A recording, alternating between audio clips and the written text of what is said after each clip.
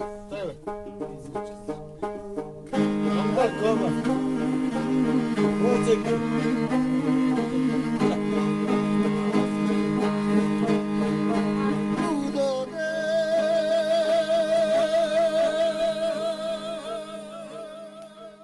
last month I traveled to Mongolia to observe the solar eclipse with a team of scientists.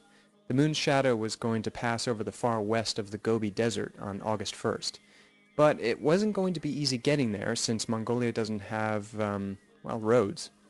Here's me with the team after flying to the remote western town of Hovd.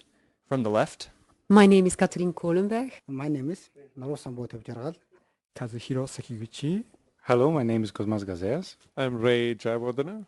and we had a 16-hour drive ahead of us in a country where death is part of daily life. So before we could depart Hovd, we got a blessing by the town monk.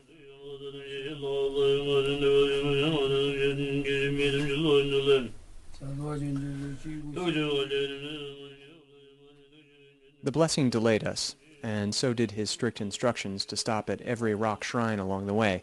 We had to perform a good luck ritual, circling 3 times and tossing on 7 stones. It was night by the time we reached the Altai Mountains.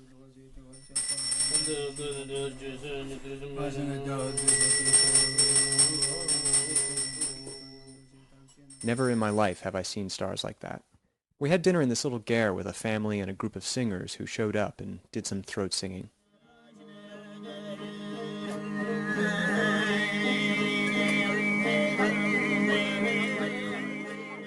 It was a wonderful moment, but our driver insisted on driving on, even though he was already exhausted.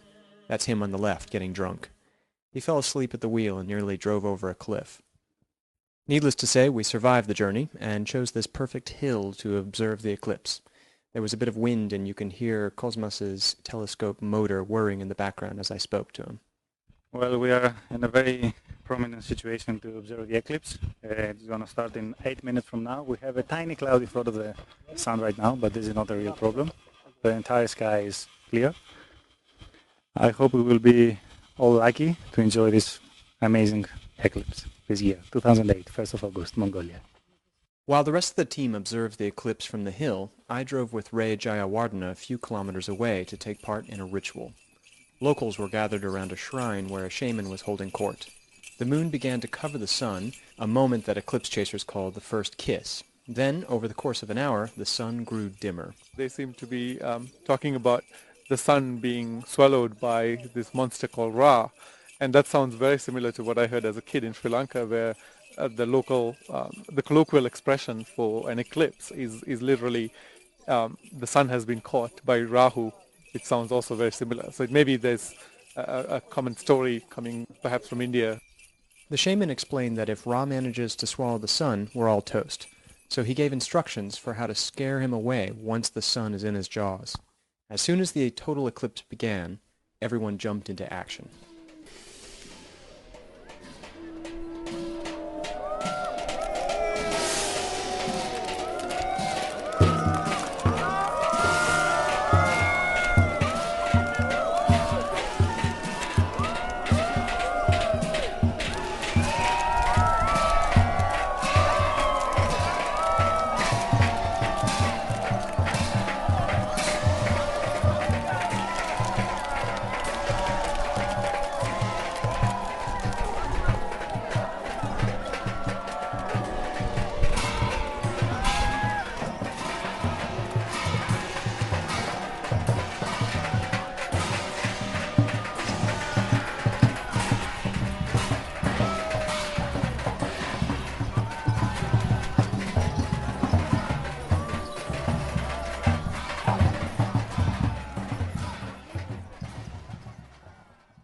Back on Science Hill, the team drank celebratory bowls of vodka.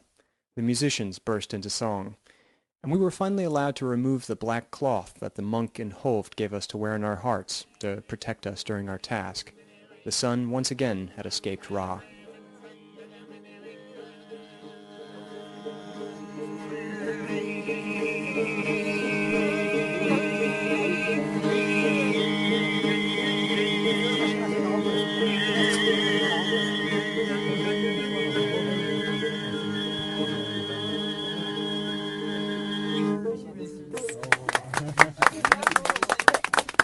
this one?